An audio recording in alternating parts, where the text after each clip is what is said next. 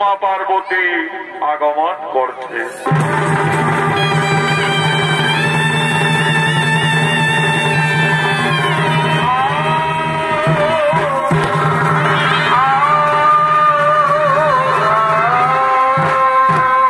এই দেবাদিদেব মহাদেবের ভূমিকায় অংশ নিয়েছে নৃত্যশিল্পী জিতেন কৈবর্ত।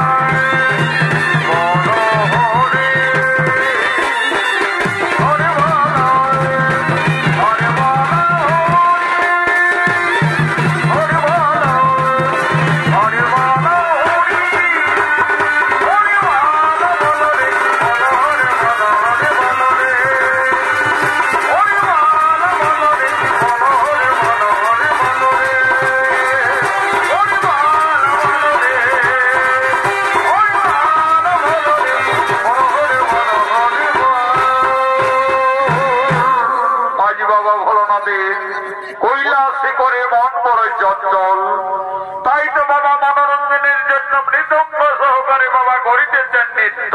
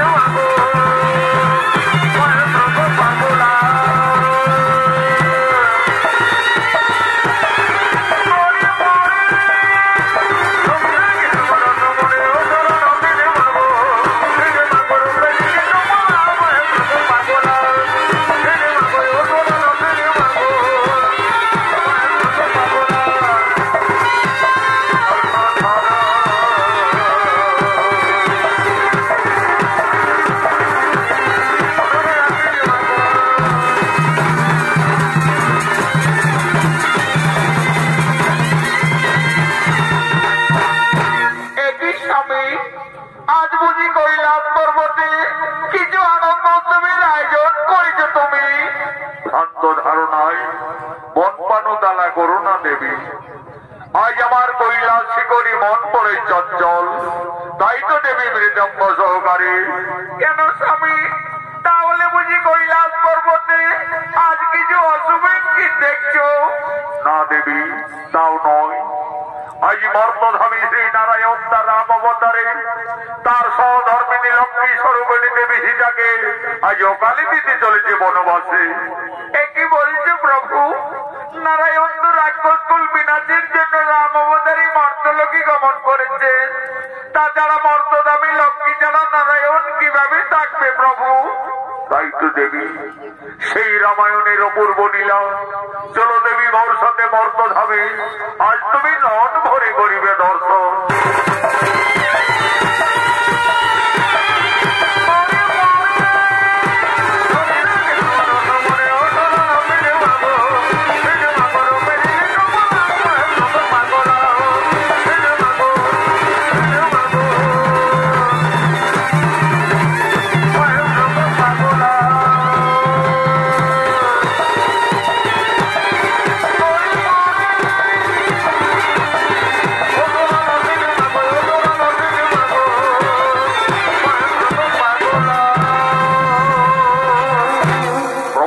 রামচন্দ্র বিমাতার অভিশাপে পিতৃ সত্য পালনার্থে 14 বৎসরের জন্য বনবাসে গমন করেছিলেন। সঙ্গে ছিলেন সহধর্মিণী সীতা এবং অনুজ লক্ষণ। সেই বনবাস থেকে রাক্ষস রাজা রাবণ মা সীতাকে হরণ করে লঙ্কায় নিয়ে যায়। প্রভু শ্রী রামচন্দ্র সাগর বন্ধন করে রাক্ষস কুল বিনাশ করে তার সহধর্মিণী দেবী সীতাকে লঙ্কার থেকে সসম্মানে মুক্তি করে ফিরে আনে অযোধ্যায়। বর্তমানে অযোধ্যার মহারাজ শ্রী রামচন্দ্র এবং রানী মা সীতা আনন্দেই রয়েছেন প্রজাবাসী সকলে। আজ মা সীতার সঙ্গে তার 3 আদরের বোন ভরত, লক্ষ্মণ, শত্রুঘ্নের স্ত্রী, তারা সকলেই অযোধ্যা রাজপ্রাসাদের দিকে আগমন করছে।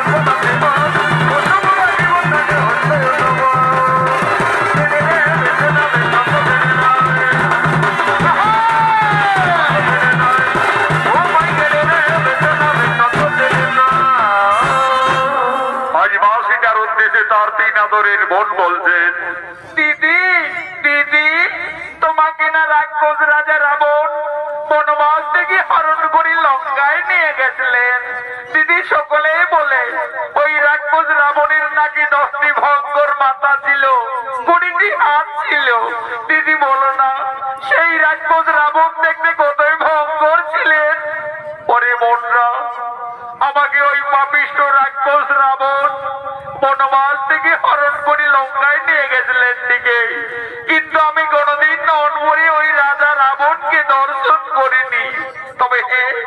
আমাকে যেদিন আকাশ পথে হরণ করে নিয়ে যায় সেই দিন আমি সমুদ্রের জলে ওই ভয়ঙ্কর দানবের রূপটি দেখেছিলাম।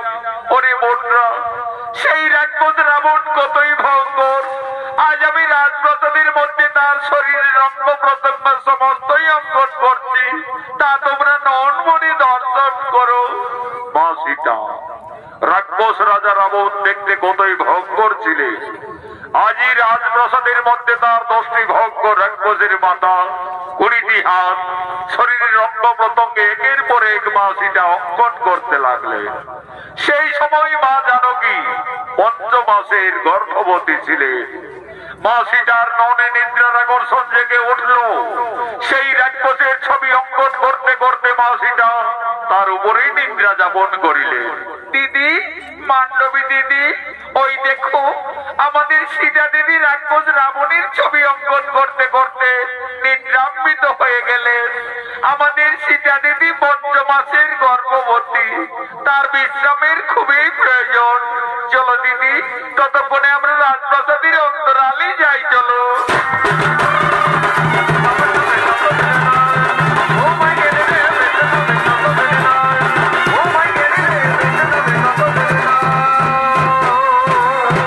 এমন সময় প্রভু শ্রী রামচন্দ্র এবং অনুজ লক্ষণ এই রাজপ্রাসাদের দিকে আগমন করছে। রাজার বেটা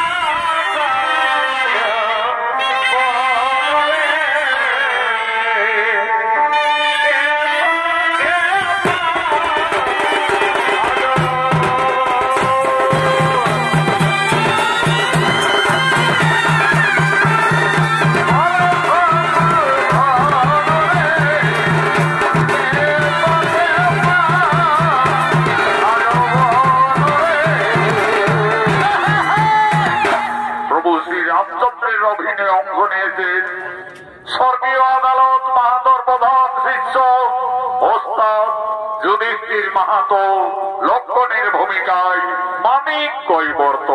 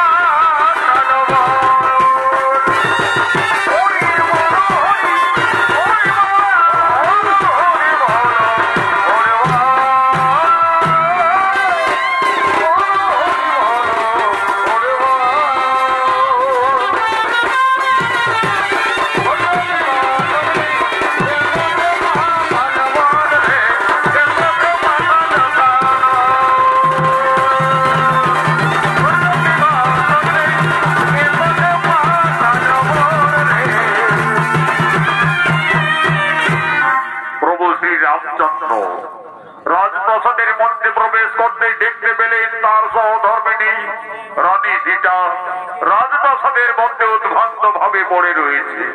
এ কি, আমার সীতা ওইভাবে রাজপ্রাসাদের মধ্যে পড়ে আছে কেন? প্রভু শ্রী রামচন্দ্র এগিয়ে এসে দেখলেন রাক্ষস রাজা রাবণের ছবি অঙ্কন করে তার উপরে তার স্ত্রী নিদ্রা যাপন করে রয়েছে।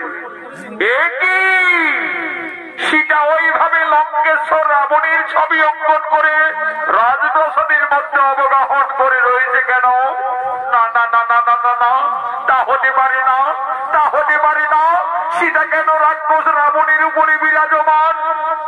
তাহলে কি, তাহলে কি আমার সীতা সত্যি এই লঙ্কায় গিয়ে রাক্ষস রাবণের প্রেমে পড়েছিল? হয়তো সীতা রাবণ রাজাকে কোনো ভুলতে পারেনি যে তার উপরে এখনো সীতা বিরাজমান। না না না না না না না, আমার সীতা অসতী, এই সীতা কলঙ্কিনী, যার জন্য আমরা দুই ভাই দিবারাত্রি মনে মনে কেঁদেছি, যার জন্য আমি ওকালে বালি রাজকে হত্যা করেছি, যার জন্য লক্ষ লক্ষ মানুষ সেনাসঙ্গে করে রাক্ষসকুল বিনাশ করে যে জানকীকে লঙ্কার থেকে মুক্তি করে অযোধ্যায় ফিরে এনেছি, আজ সেই সীতা রাবণেরই ছবি অঙ্কন করে রাজপ্রাসাদের মধ্যে নিদ্রা যাপন করছে। না না না না না না, এই সীতা কলঙ্কিনী, এই সীতা বিচারিণী, কোথায় ওরে প্রাণের ভাই লক্ষ্মণ?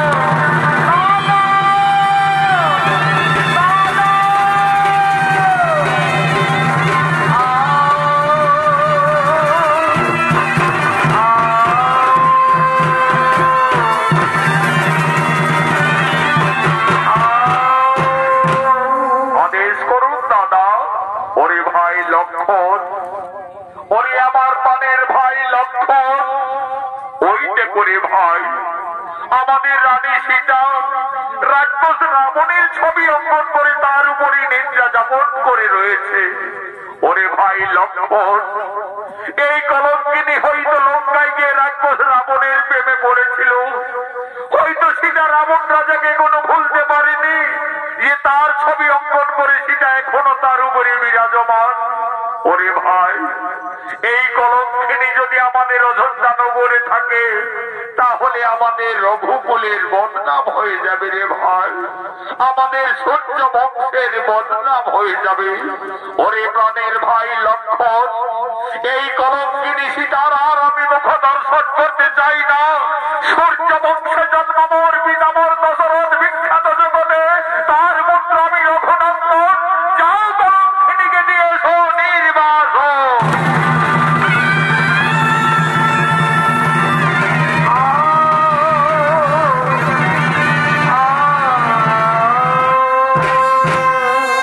দেবী, তুমি একই করলে দেবী, তুমি আজ আমাদের অযোধ্যার পবিত্র মাটিকে কলুষিত করে দিলে। ধীরে ধীরে মা সীতার নিদ্রার আকর্ষণ ভঙ্গ হলো। চোখ মেলে চাইতেই মা জানকী রাজপ্রাসাদের মধ্যে তার দেবর লক্ষ্মণকে দেখতে পায়। লক্ষ্মণ, একই ভাই, তুমি এখানে? দেবী, তুমি একই করেছ দেবী? তুমি কেন রাক্ষস রাবণের ছবি অঙ্কন করলে আমাদের রাজপ্রাসাদের মধ্যে? তুমি তার উপরে শয়ন করে নিদ্রা যাপন করতেছিলে। তুমি কি সত্যি এই লঙ্কায় গিয়ে রাক্ষস রাবণকে ভালোবেসেছিলে? তুমি কি রাবণ রাজাকে কোনো ভুলতে পারোনি? না রে ভাই লক্ষ্মণ, আমি কিছু ভুল করিনি রে ভাই। আমি শুধু আমার ওই মান্ডবী উর্মিলা বন্ধের বোঝাবার জন্য এই রাক্ষসের ছবিটি আমি প্রাসাদের মধ্যে অঙ্কন করেছিলাম রে ভাই। তুমি জানো না দেবী, এই অপরাধে তুমি কলঙ্কিনী, এই অপরাধে তুমি দ্বিচারিণী। যে রাক্ষস রাবণ তোমাকে বনবাস থেকে হরণ করে লঙ্কায় নিয়ে যায়, সেই রাবণের ছবি অঙ্কন করে তুমি ভুল করেছ, অপরাধ করেছ। প্রভু শ্রী রামচন্দ্র আর কোনদিন তোমার মুখ দর্শন করবে না। আমায় আদেশ দিলেন এই মুহূর্তেই তোমায় দিতে হবে নির্বাসনে।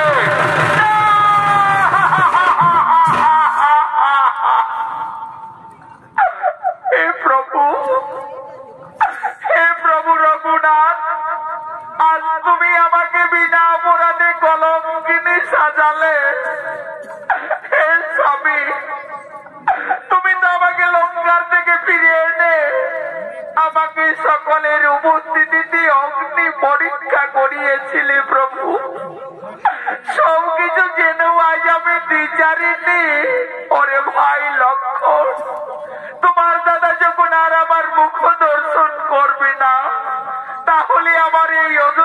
থাকার কোনো প্রয়োজন হবে না রে ভাই।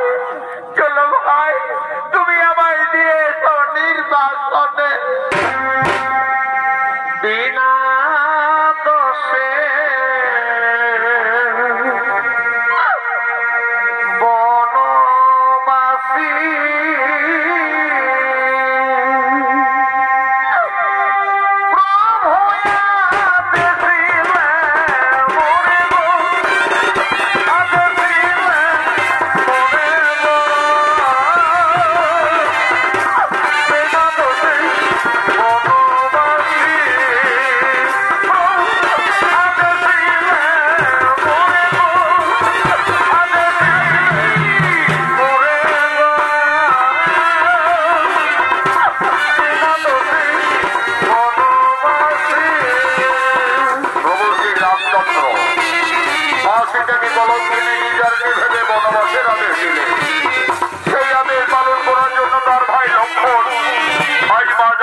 বনবাসে নিয়ে যাচ্ছে।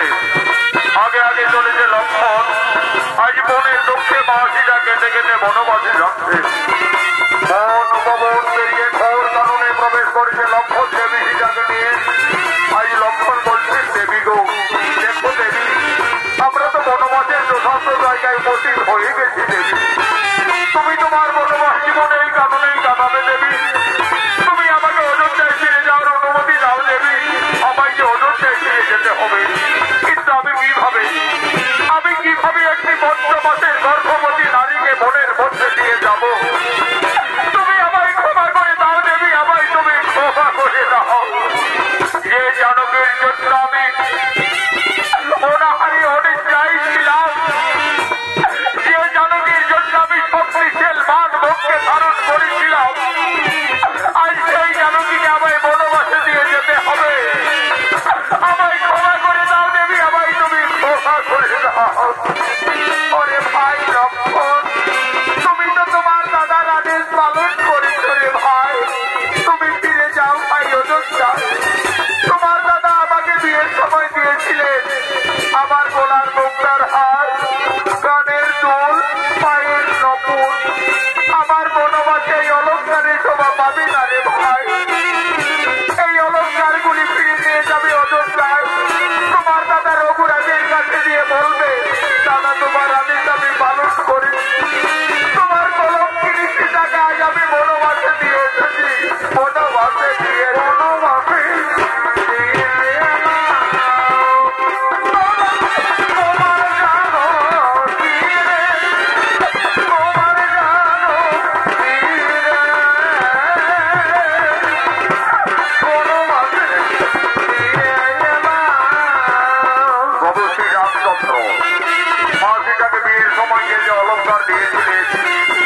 আজ মনের দুঃখে মা জানকী বনবাসে কেটে কেটে শরীরের সমস্ত অলঙ্কার, গলার মুক্তার হার, কানের দুল, পায়ের নপুর সমস্তই লক্ষণের হাতে তুলে দিলে।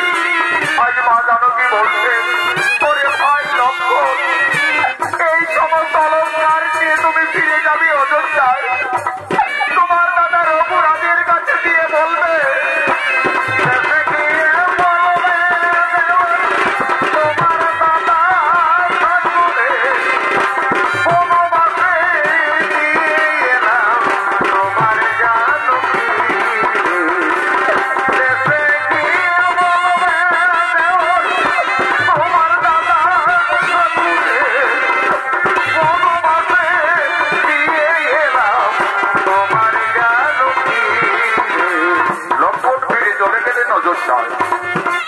আজ মা সীতা সংসার হারা জনম দক্ষিণী বনচারিণী।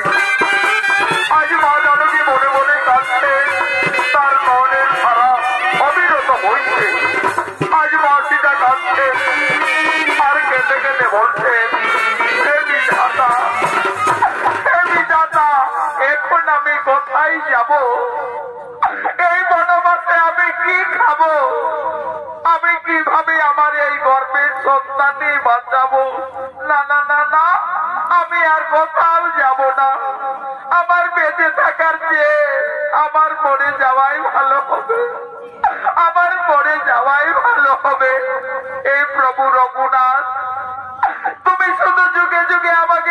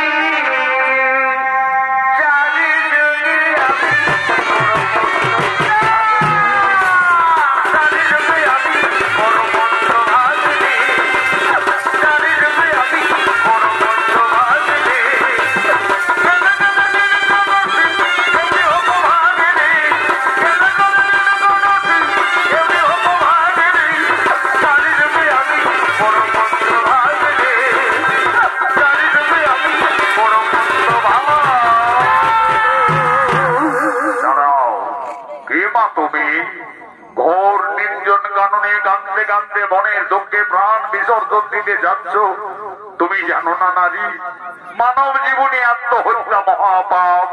বাবা আমার বেঁচে থেকে কিছু লাভ হবে না যোগী বাবা।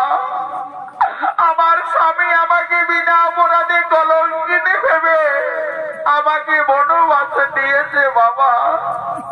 আমি সংসার হারা জনক নন্দিনী সীতা। মা সীতা তুমি বনবাসে এসেছো মা।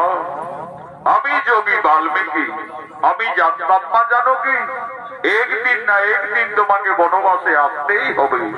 মা সীতা তুমি কেঁদো না মা, তুমি কেঁদো না। বিধির বিধান কেউ লঙ্ঘন করতে পারে না মা, বিধির বিধান কেউ লঙ্ঘন করতে পারে না। মা সীতা তোমার বনবাস জীবন কাটাবার জন্য আমি এই তপবনে পূর্বে একটি সুন্দর পাতার কুটির নির্মাণ করে রেখেছি। চলো মা জানকী তুমি না কেঁদে না ভেবে তোমার বনবাস জীবন ওই পাতার কুটিরেই কাটাবে। চলো আমার গলার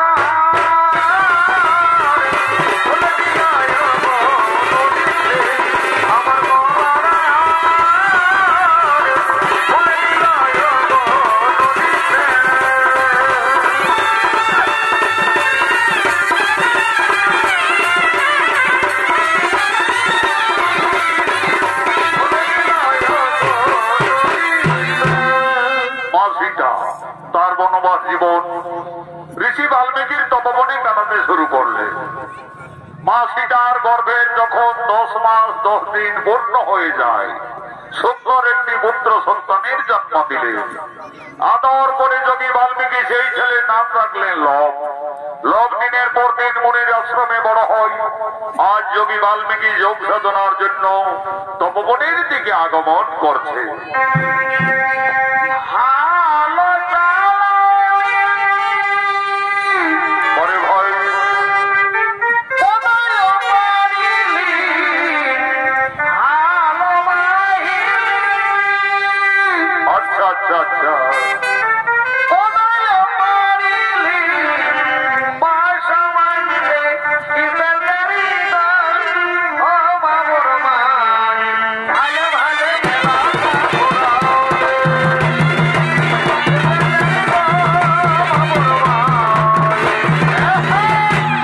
যোগী বাল্মীকির অভিনয় নৃত্যশিল্পী রঞ্জিত মাহুলি।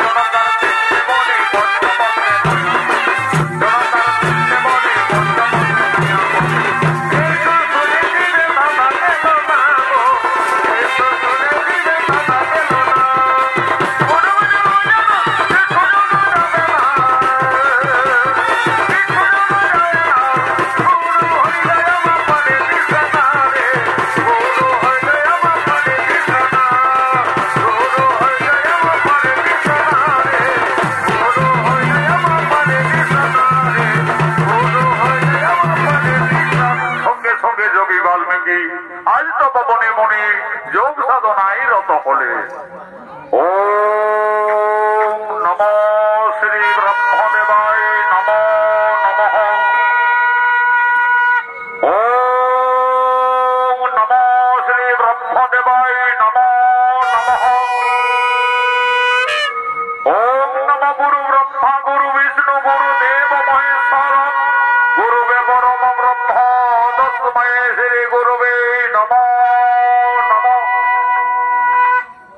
সময় মাসিটা এসে বলছে, বাবা বাবা।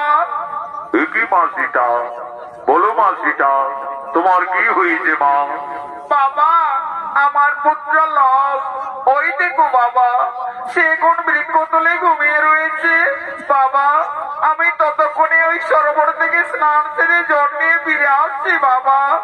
দেখো মাসিটা, তুমি স্নানে যাবে চলে যাও, কিন্তু দেরি করো না মা, কারণ তোমার পুত্র লব ছোট্ট বালক, সে খুবই উপদ্রব করে।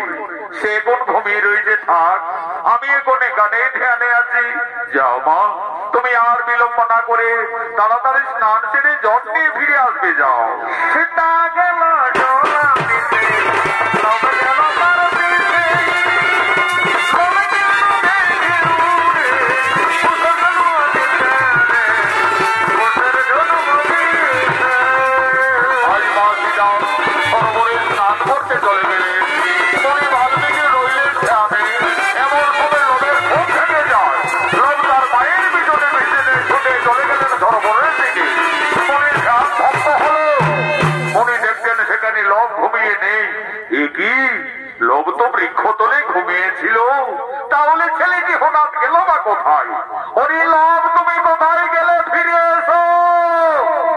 না না না না না, এদিকে তো লোভকে কোথাও দেখতে পাওয়া যাচ্ছে না।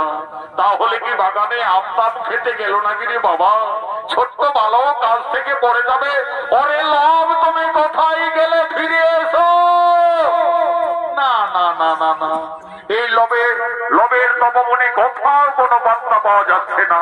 তাহলে কি কোনো হিংস্র প্রাণী ছেলেটাকে খেয়ে ফেললো নাকি রে বাবা? তাহলে তো সর্বনাশ হয়ে যাবে। সীতা সংসার হারা জনম দুঃখিনী বনচারিণী, তার একমাত্র সম্বল তার পুত্র লব। লোভকে বৃক্ষতলে ঘুমিয়ে রেখে মা সীতা সরোবরে স্নান করতে গেছে। ফিরে এসে তার পুত্রকে না দেখতে পেয়ে নিশ্চয়ই মা জানকী কেঁদে কেঁদে পুত্র শোকে প্রাণ ত্যাগ করবে। না না না না না না, আমি যোগী বাল্মীকি, আমি মা সীতার আর দুঃখ দেখতে পারবো না। যোগী বাল্মীকি লোভকে না দেখতে পেয়ে লোভের সবার একটি সন্তানের মনে সৃষ্টি করছে।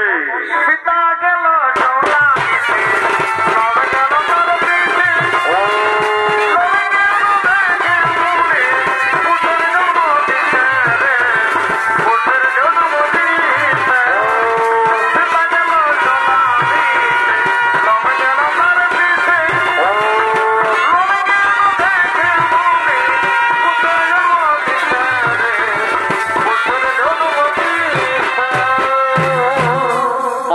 সরোবর থেকে স্নান করে ফিরে এসে দেখছে লোভের মতো আরেকটি ছেলে সেই বৃক্ষ তলায় ঘুমিয়ে আছে। বাবা বাবা, ওই ছেলেটি আবার কোন ছেলে বাবা? কেন মাসিটা, তোমার পুত্র লব। তুমি এই তো বলে গেলে বাবা আমার সন্তান ঘুমিয়ে আছে, তাকে তুমি দেখো। আমি তো দেখছি মা, তোমার পুত্র তো বৃক্ষ তলায় ঘুমিয়ে রয়েছে। না বাবা, তোমার কোথাও ভুল হচ্ছে।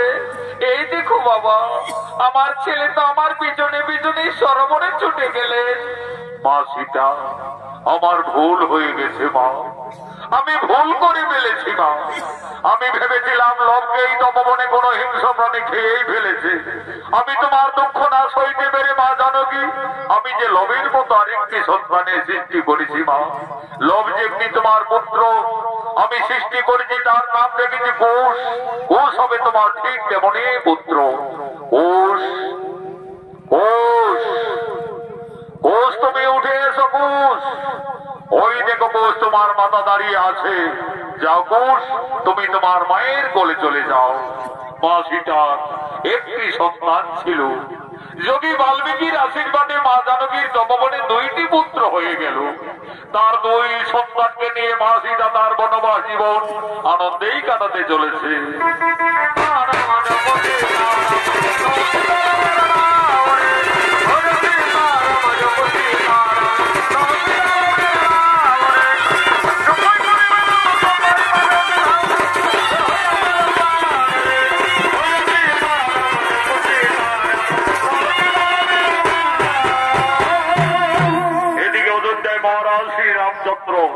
অশ্বমেধ যজ্ঞের সূচনা করেছে। যজ্ঞ সভায় কুলগুরু বৈশিষ্ট্য রাজা রামচন্দ্র ভরত লক্ষ্মণ শত্রুঘ্ন সকলেই আগমন করছে।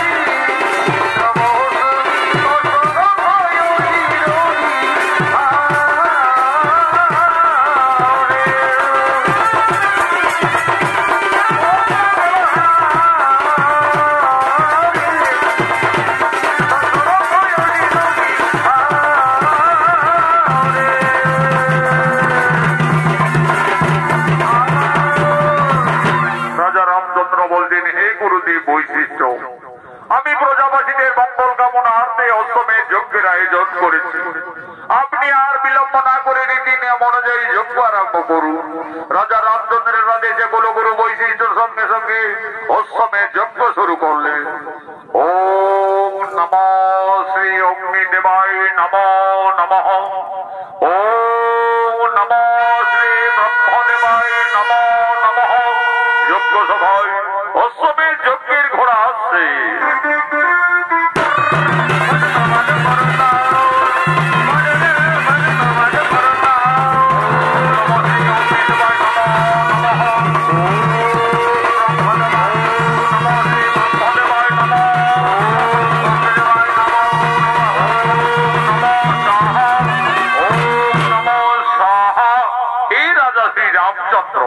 আমাদের অষ্টমের যজ্ঞ প্রায় সমাপনের মুখে, আর বিলম্ব না করে এই অষ্টমের যজ্ঞের ঘোড়ার কপালে সুন্দরভাবে স্বর্ণাক করে লিপিবদ্ধ করুন।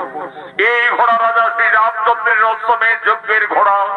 এই ঘোড়া যজ্ঞস্থল থেকে যতদূর পরিভ্রমণ করবে ততদূর অযোধ্যার সীমানা বলে পরিচিত থাকবে। আর যদি কেউ বাহু বলে এই ঘোড়াকে বন্দী করে, তাহলে রাজা শ্রী রামচন্দ্রের সঙ্গে যুদ্ধ করতে হবে। কুলগুরু বৈশিষ্ট্যের আদেশে রাজা রামচন্দ্র অশ্বমের যজ্ঞের ঘোড়ার কপালে লিপিবদ্ধ করিলেন। ঘোড়া যজ্ঞস্থল থেকে যাচ্ছেন। ঘোড়ার পিছনে পিছনে অযোধ্যার সমস্ত সেনারা যেতে লাগলেন।